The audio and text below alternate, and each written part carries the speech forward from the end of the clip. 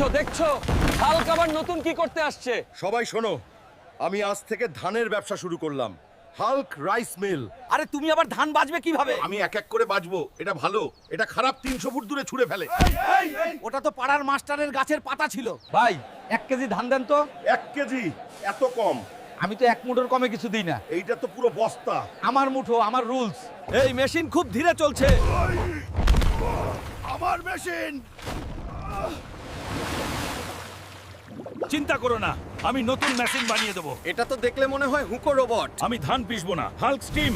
ধান গরম করলে নিজে নিজে ভাত হয়ে যাবে। ধান তো রান্না হবে, ব্যবসা কি করবে? গ্রামে সবাই ভাত পাবে ফ্রি। হালকার ভাত উৎসব। ভাই লবণটা কম হয়েছে, হাল্ক লবণ ছড়ে। হাল্ক ভাই, তোমার ধান ব্যবসায় আমরা দেউলিয়া হয়ে যাচ্ছি। তাহলে আর ব্যবসা নাই। আজ থেকে আমি কৃষকদের ফ্রি হেল্প দেবো। ভালো কথা, কাল সকাল 4টায় আসবা। হাল্ক ঘুম ভাঙে না সকাল 10টার আগে।